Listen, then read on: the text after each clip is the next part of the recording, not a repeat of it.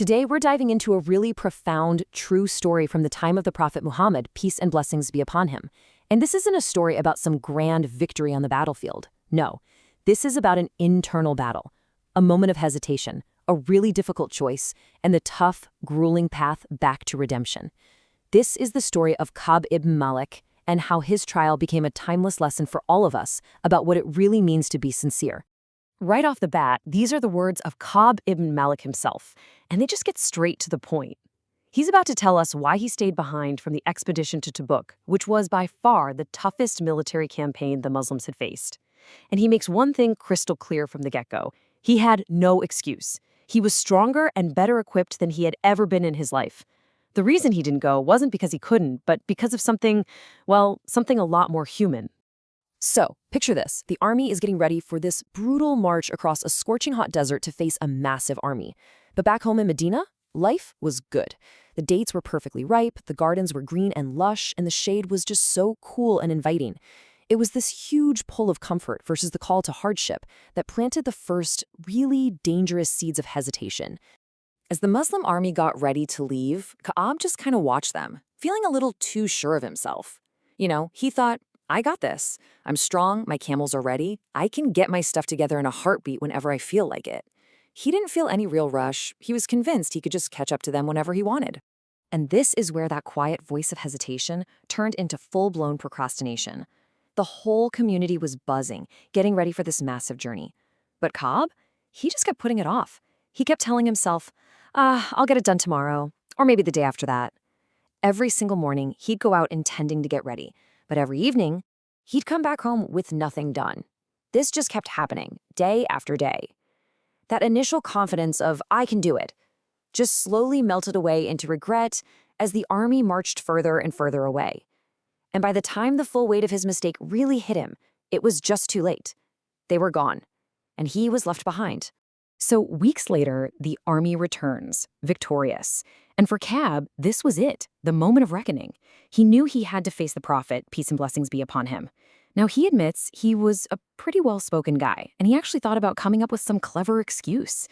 Other hypocrites were doing it. They were giving fake excuses, and they were being let off. For a split second, he thought, maybe I can do that too. But then something deeper kicked in. This was the moment, the critical choice. Standing right there in front of the Prophet, he chose the much, much harder path. He admitted everything. He said he had no excuse at all. He basically said, look, I know if I lie to you right now to make you happy, Allah will soon make you angry with me anyway. But if I tell you the truth and you get angry with me now, I still have hope that Allah will forgive me. He chose the difficult truth, fully knowing the consequences were going to be severe. And wow, were the consequences immediate and just crushing. There was no physical punishment. Instead, the Prophet, peace and blessings be upon him, gave a command that threw Ka'ab and the two other men who told the truth into complete and total isolation. He ordered the entire community to stop speaking to them. And this wasn't just for a day or two. This boycott lasted for 50 agonizing nights. Can you even imagine that? Walking through your own city, your own neighborhood, greeting your friends, even your own family, and just being met with a wall of total silence. Nobody would look at him, nobody would acknowledge him, nobody would even return his greeting of salam. This line, which later ended up in the Quran, just perfectly captures how he felt. Ka'ab said the entire world became a strange place, like he was a foreigner in his own home. It's such a powerful way to describe the psychological pressure he was under. The physical world hadn't changed, but his entire social and spiritual universe had just shrunk until it felt like it was suffocating him. And right at the peak of this horrible loneliness, when he was at his absolute most vulnerable, a new trial appeared. And this one didn't come from his own people. It came from an outside power that saw a golden opportunity in his suffering. So, as Ka'ab is walking through the marketplace in Medina, a foreigner comes up to him and hands him a letter written on this fancy silk scroll. Turns out, it was a personal message from the Christian king of Ghassan, a rival kingdom to the Muslims. The letter was a straight-up invitation to defect. The king was basically saying, hey, we heard your leader has abandoned you. You're being treated unfairly. We see your worth. So leave them. Come join us, and we'll give you the status and the comfort that you deserve. It was the perfect temptation, offered at the absolute perfect moment. But Ka'ab's reaction was instant. He didn't see an escape plan. He saw something else entirely. He saw another even deeper test of his faith and his loyalty to Allah and his messenger. And his response? It was so decisive and so symbolic. He didn't just rip it up or throw it away.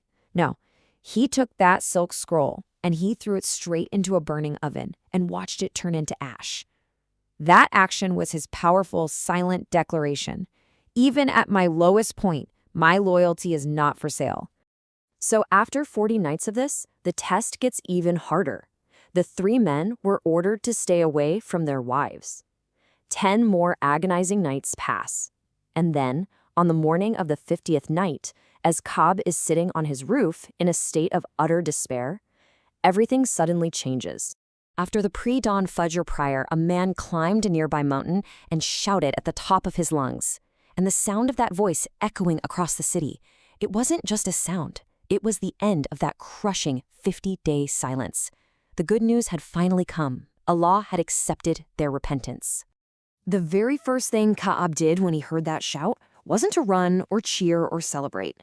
His first instinct was to fall into sajda, a prostration of just pure, unfiltered gratitude to Allah. It was this immediate physical outpouring of thanks for this immense, immense blessing. People started rushing to congratulate him. He made his way to the mosque and was met by the Prophet, peace and blessings be upon him, whose face, Ka'ab said, was just radiating with so much happiness, it was like a piece of the full moon. And those were the words that greeted him. This wasn't just about being forgiven. It was a celebration of a brand new beginning, one he had earned through his truthfulness. This whole ordeal, from that comfortable hesitation all the way to this joyful forgiveness, was actually immortalized by a divine revelation. And the point wasn't just to forgive 3 men, but to establish a guiding principle for all of us, for all time. This verse from the Quran confirms their struggle. Allah himself describes their psychological state, that feeling of the world closing in on them, and affirms that he accepted their sincere repentance. It just goes to show that no matter how narrow and tight the world feels, the door to God's mercy is always, always wider. And this is the ultimate lesson. Right after telling their story, Allah gives a direct command to every single believer. This isn't just a suggestion. It's a clear instruction born from this very real, very human experience. Be with the truthful. So what's the big takeaway from all this? Well, the hypocrites who lied got a temporary pass, but they were eventually exposed. Ka'ab and his friends, on the other hand, went through 50 days of absolute misery for their honesty, but they earned eternal honor and salvation. Their story proves that true loyalty is really forged in those moments of trial, and that sincere repentance can wipe the slate clean.